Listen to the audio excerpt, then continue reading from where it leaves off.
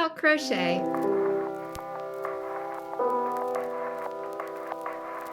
Hey folks, it's Mary, aka MercyTriumphs, and this is Slow Crochet. This is episode 091, and I am coming to you to talk about all the things that I have been crocheting this week. Now, I had some really big goals last week having to do with a very cumbersome, slow-going sweater, and I'm happy to say that I completed those goals in terms of where I wanted to be with that. So let me go ahead and show you that real quick. This is my main work in progress right now. I have a couple others, but this is the main one. But as of last week, this was the back panel that I had done. And then I needed to finish the front panel, which I did. And I was a little concerned about the kind of curving out of the neckline there. But actually, as I hold it up to myself, I think it's going to be just right. So I wanted to finish the front panel, and then I also wanted to start on the sleeve, which I have done. So sleeve has begun. And so this is kind of my slow going project that I will be working on until it's done. But this is also something that I can go to when I need like a larger hook size that I'm working with. This is like a 6.5 millimeter hook that I'm using. So work in progress there. Now, before I go any further and before I forget, let me actually take you back in time because I want to show you something that I did finish. Hello, people of the future. It is Mary of the past. I wanted to go ahead and show y'all what I have been working on this week in crochet, because by the time you're seeing the main part of this video, I'm already going to have these kind of underway and altered.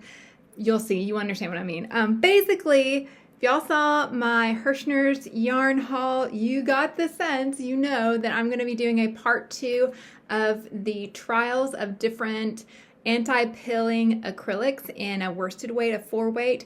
And so I did go ahead and make up those same hats using those yarns. So I have the Orchid in the Premier, and then I have the yellow color, the Willow yarns, slightly different there. I feel like it's slightly lighter of a weight.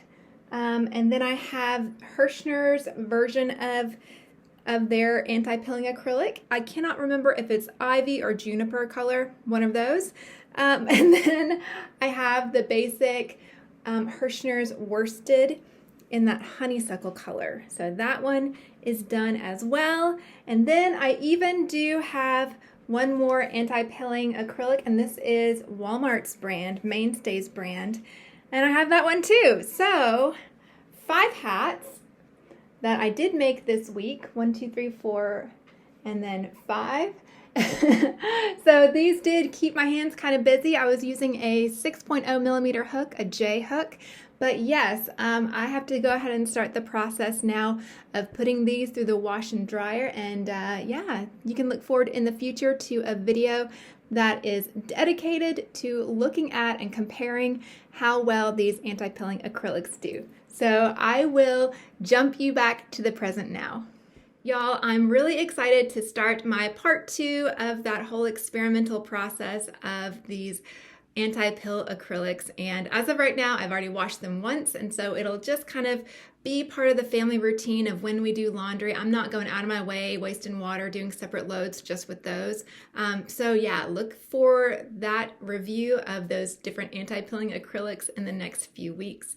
Coming soon to a YouTube near you. There are 2 other big things that I did finish. Well, to me, they're big projects, but they're actually kind of small. One of them is the olive branch shawl that I had been working on, and I did block it out. Some of y'all saw on my Instagram, but here it is. It is big and lacy. Well, it's not big.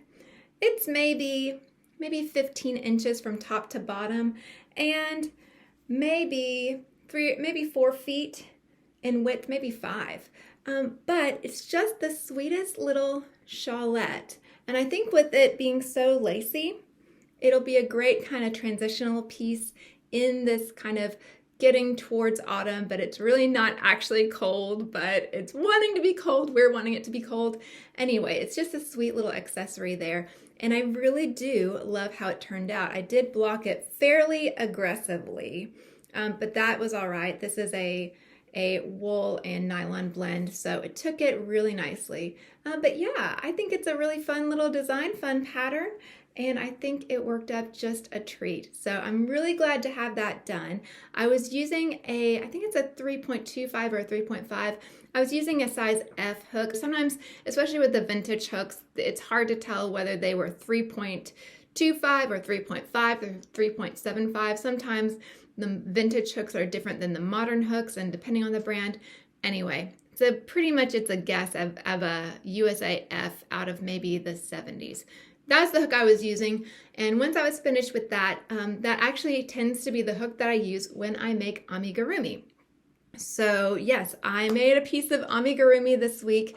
Miss Cassandra over at Craftably Ever After, she is forever having these wonderful ideas that I just have to participate in. And so recently she was looking at the Miffy character. Now, if you don't know who Miffy is, I didn't either until I became a mother and someone gave me a Miffy shaped doll, and here she is right here. But Cassandra actually got a Miffy amigurumi. Someone gifted it to her, and it was purchased from an art museum, and there was a theme of this little bunny that related to some famous artwork. So she was inspired by her gift to actually create some Miffys and kind of challenged us really loosely. There's no hashtag or anything, but really loosely challenged us to create our own Miffy based on a famous artwork. And she did give a couple of links to some patterns. One of them was paid for and the other was free, so I chose the free one. Y'all know me. I did, after agonizing for a while, I did decide on what artwork would inspire my Miffy. So let me show you my Miffy and I'll see if you can figure out the artwork. So here she is right here, and I did use Red Heart Super Saver, and I used some Hobby Lobby yarn, just some basic acrylics here, and again I used that size F hook. So she is quite a bit bigger than maybe some other Miffys that are going to come along, because I do tend to make these kind of chunky using worsted weight yarn. So have you guessed yet who this could be or what the artwork is? I'm gonna let you pause the video right now and put your guess in the description if you want to. Let me see if I can help you figure it out. How about now? Does that help you at all? When I was trying to decide on what artwork to do, I was really having a hard time. I don't even know how it came to my mind, but I remembered the mural by the artist Banksy. And in that mural, it's a girl with a balloon, and the balloon is actually floating away. It's a little red heart-shaped balloon. That mural is done in black on like a gray background, so I thought I would just use those grays in her dress, kind of show how the dress kind of nipped in at the waist and then flared out. And in the mural itself as well, you can see the girl's hair blowing in the direction and kind of blowing that heart away. So I did kind of go off the pattern there and flared out the skirt so it could look like it was blowing or flapping in the wind, doing a little bit of ripple around the bottom there. Now, I did not want my Miffy to lose her heart, which actually this is kind of a picture of life for me right now. I'm in the season where we are super busy. Everybody in the family is going through some big transitions. And sometimes it's really easy when you're taking care of everyone else to kind of lose yourself. And so when I was thinking about the girl with the heart balloon, I was thinking about how she's kind of let go of her heart. She's been swept away. But in making this Miffy, I wanted to make sure that she kept her heart, she kept hold of it. So even though it feels like it's floating outside of herself out there, she's still keeping a tight hold. So to do the stick, I used a bamboo skewer. I just painted it black and did a little bit of the same yarn that I used for her face. For this pattern, I do have written up all the modifications that I did in my Ravelry project, and I'll have that linked below, as well as the free pattern I used for this. And I used another bunny pattern. At some point, I was trying to see if I wanted to make up my own Miffy pattern. So I was looking at other bunny patterns, and one of them was holding a heart. I used the heart from that other bunny pattern and I attached it here. So I'll have that linked below, as with any of the other projects or patterns that I mentioned. So yes, for this Miffy, you do make the entirety of the body, and you do some back loop single crochet, and then you go back and add in the dress. Now, the free pattern does not go into a lot of detail in terms of how to sew it together or where to place the eyes or how to stuff, things like that. So you really kind of have to have an idea of what you're doing. And for me, really, since I've been on YouTube, I've started doing more amigurumi, so I feel a little bit more comfortable with it. But I did put some washers in her feet, and I did stuff her belly with like an old children's sock and some of those little plastic pony beads. I wanted her to have a little bit more heft. I don't know, I wanted her more to be a little bit sculptural and less a doll. I didn't really want her to be super cuddly. I wanted her to be something that, especially with the skewer here, I mean, it comes out. That is sharp. We're not gonna give this to a child. But I wanted her to be able to be a piece that I could think of and remember to keep hold of my heart, you know, in the midst of the craziness, in the midst of anything else that's going on. You know, I don't know how many of y'all are like me, but I do tend to put other people ahead of myself, and it's hard to remember to just take a breath for myself. So that is what Miffy is doing for me, inspired by that Banksy mural and kind of, again, my interpretation of her. So thank you to Miss Cassandra over at Craftably Ever After. Thank you for this really fun challenge, and I look forward to seeing any other Miffys that people make. It's just totally off the wall. Again, no hashtag, no big push or anything, because I think Cassandra herself is involved in I don't even know how many crochet alongs. But every once in a while, she'll say something that really inspires me, and I just want to hop on board. So thank you, Cassandra, for bringing Miffy into my life, and I'll make sure that she has a good place over here. My Cuthbert, of course, is at the fair right now at time of recording, so hopefully he won't feel too sad that he hasn't been replaced, but he'll just have a new friend in Miffy when he returns.